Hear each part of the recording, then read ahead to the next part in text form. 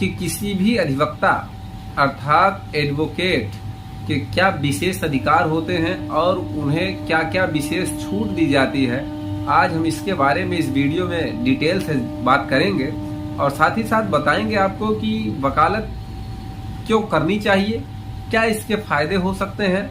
आने वाले समय में जो स्टूडेंट हैं, नए नए लोग वकालत के पेशे में आ रहे हैं, वो क्यों आए और वो किस तरह से अपनी वकालत को चमका सकते हैं, इसके बारे में डिटेल से हम बात करेंगे। सबसे पहले तो आप ये जानिए, किसी भी अधिवक्ता को ये छूट प्रदान है इंडियन एविडेंस एक्ट की धारा 126 में, अर्थात भारतीय साक्ष्य अधिनियम 1872 की धारा 126 में ये प्रावधान है कि वकील साहब जो हैं, एडवोकेट महोदय और उनके क्लाइंट के बीच की जो बात है वो अपने अंदर रख सकते हैं, गुप्त रख सकते हैं। उन्हें उजागर या प्रचारित करने की कोई आवश्यकता नहीं है।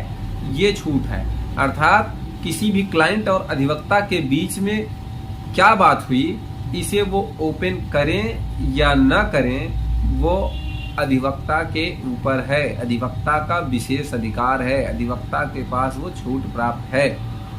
चलिए, ये पहला फायदा मैंने आपको बताया। दूसरा फायदा, आपने अक्सर देखा होगा जेल में कैदियों से मिलने की जब बात आती है तो बृहस्पतिवार और मंगलवार का दिन रखा जाता है। उस समय भी निर्धारित रहता है, अलग अलग जिलों में, अलग अलग जेलों में इसका अलग अलग दिन तारीख रखा जाता है। अब सबके बारे में नहीं जानता, लेकिन अक्सर मंगलवार बृहस्पतिवार को छूट होती है। मैं आपको बता दूं, कोई भी अधिवक्ता अपने क्लाइंट से 7 दिन में 7 दिन ही, चाहे जिस दिन चला जाए, वो मिल सकता है।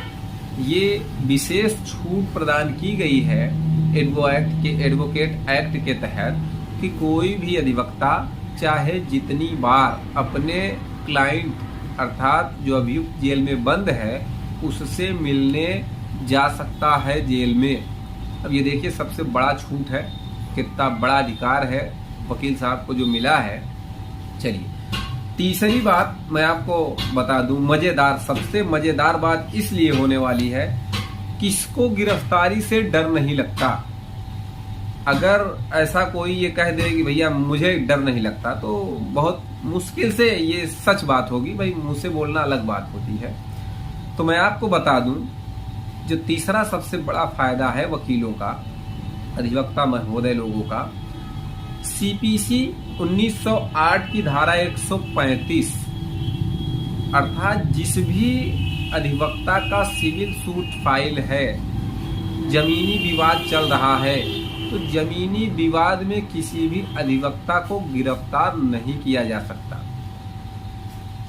ये प्रावधान हमारा सीपीसी में, सिविल प्रक्रिया संहिता 1908 की धारा 135 यही प्रावधान करती है।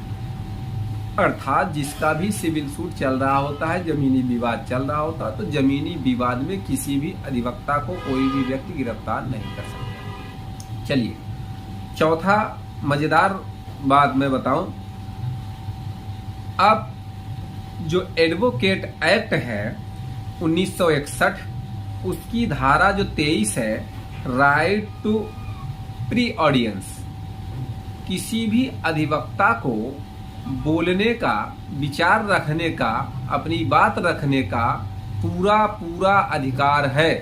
कहने का ये मतलब, जैसे कि कोर्ट में आप बहस कर रहे हो तो कोई भी मजिस्ट्रेट, कोई भी जज साहब ये नहीं कह सकते वकील साहब बस। कहने का मतलब, आपको पूरा अधिकार प्राप्त है अपनी बात रखने का। किसी भी सक्षम अधिकारी के सामने अधिवक्ता अपने विचारों को रख सकता है, अपनी बात को रख सकता है क्लाइंट की तरफ से। वह है ना मजेदार ये भी अधिकार, छूट। चलिए, बात कर लेते हैं एडवोकेट एक्ट की धारा 30। धारा 30 क्या है कि राइट टू प्रैक्टिस, किसी भी अधिवक्ता को एडवोकेट एक्ट 1961 की धारा 30 में ये प्रावधान है या ये विशेष छूट है, अधिकार है कि वो प्रैक्टिस कर सकता है, विधिक सेवा दे सकता है। और अधिवक्ता का ये दायित्व तो होता है, क्योंकि अधिवक्ता हमारे समाज का एक विशेष पढ़ा लिखा तबका माना जाता है और न्याय दिलाने का कार्य करता है। तो अधिवक्ता का ये कर्तव्य होना चाहिए, अगर ईमानदारी से वकालत किया जाए तो ईमानदारी से आपके पास इतनी भीड़ हो जाएगी कि आपको आगे चल के कितना ज़्यादा बैकअप मेंटेन करना पड़ेगा, कितने जूनियर्स रखने पड़ेंगे। आप भी जैसे सपना देखते हैं बड़ी बड़ी गाड़ियों का, बड़ा बनने का, बड़ा घर बनाने का, तो अधिवक्ता का एक जो पेशा है, अधिवक्ता की जो ये लाइन है, सेवा है, इसे पूर्ण ईमानदारी से करना चाहिए। और हमारे नए अधिवक्ता बंधुओं से भी ये निवेदन है कि उनके पास ये लगन होनी चाहिए किसी भी चीज़ के बारे में जानने की, किसी एक्ट को पढ़ने की।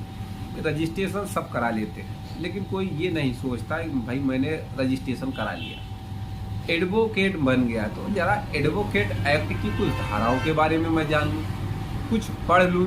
कभी कोई बात कोई पूछ ही लेता है, कोई सीनियर पूछ लेता है, तो आप उसका क्या जवाब देंगे?